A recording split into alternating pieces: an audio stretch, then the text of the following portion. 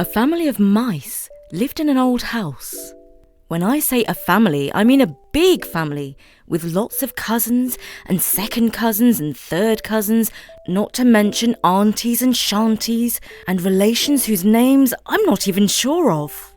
Fortunately, the house was large, and the family of humans who lived there liked to eat well. They were always well stocked with cheese, ham, crackers, granary bread, biscuits, apples, cakes, and lentils, pulses, and all the things that mice like to eat, just as much as humans do. At night, there were plenty of delicious crumbs in the kitchen and dining room, just waiting to be picked up, because the family were lazy and only liked to sweep up in the morning. Well, the mice did some tidying up for them. Unfortunately, the family had bought a kitten the previous year, and now the kitten had grown up into a young cat about the house. The children thought the cat was extremely cute, which he was if you were a human. He was a ragdoll with sky blue eyes and dark markings on his nose and paws. He was very friendly and cuddly to humans, and liked to play games like chasing a piece of wool. But if you were a mouse, he was anything but cute. Cats have claws and teeth, and they mistake mice for toys. They like to stalk and pounce on them, and if you are a mouse, well, that's not nice. For the first time ever, the family of mice started to get smaller rather than larger. Great Grandpa Mouse called a family meeting to discuss the crisis. The mice met under the floorboards of the boys' bedroom where they felt safe, even when they were squeaking. Secretly, the boy liked mice and thought they were cute, so he didn't tell his dad when he heard squeaking, in case he set mouse traps. I have to say, I disagree with that boy. I'm not a fan of mice, but everyone has a right to their own opinion, I suppose. Anyway, let's return to the meeting under the floorboards. It was very crowded and the mice were jostling for a good position to hear the main speaker. "Quiet, quiet!" called out Great Grandpa Mouse. "Everybody stop squeaking! We have serious business to discuss. This is a life and death matter." "So, it's an existential crisis?" said a mouse called Judith, who lived under the TV in the living room and heard the language the TV people used to sound smart. "Exactly," said Great Grandpa Mouse, who had never heard the phrase before. "The cat is a threat to us all. We need to plan to solve this terrible problem. Does anyone have a suggestion?" "Let's move house," said a small brown mouse. "Oh yes, let's live by the seaside," chipped in another. "The sea is far away, and besides we might get eaten by a shark or pinched by the crabs, which is no better than becoming a cat snack." The mice squeaked for a while, but none of them came up with a solution. "Silence, silence!" declared Grandpa Mouse. "You're all talking nonsense." "It's all noise and no signal," added Judith, the mouse who kept up with the news. At last, a young rodent called Jimmy piped up. "I know! Great Grandpa Mouse! Someone should tie a bell to the cat's tail. Then every time he comes to get us, we shall hear ting-a-ling and know that we must scamper for cover." "Ting-a-ling, hey?" said Great Grandpa Mouse. "That's cute and rather clever. Well done, lad. What did you say your name was?" "Jimmy, sir." "Well done, Jimmy laddie, for volunteering to tie a bell to the cat.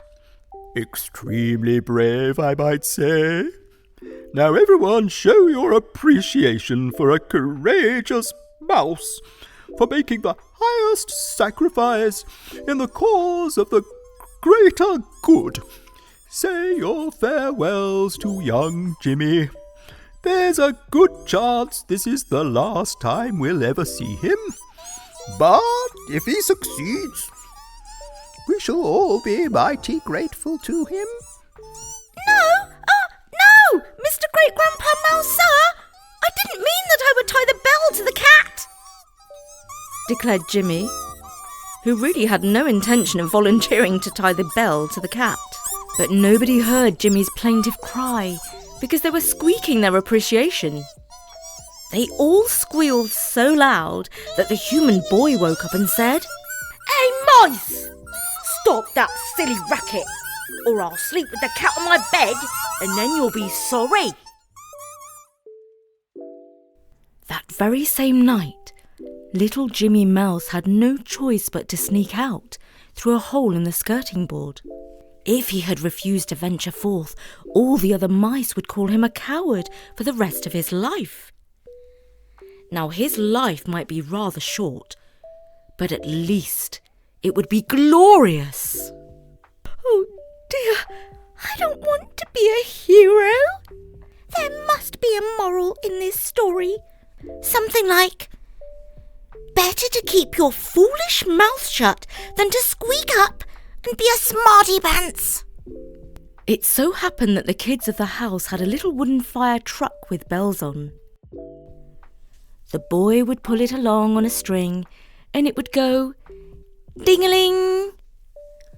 You might never have seen one of those, but back in the days gone by, before the world became virtual, kids played with real toys.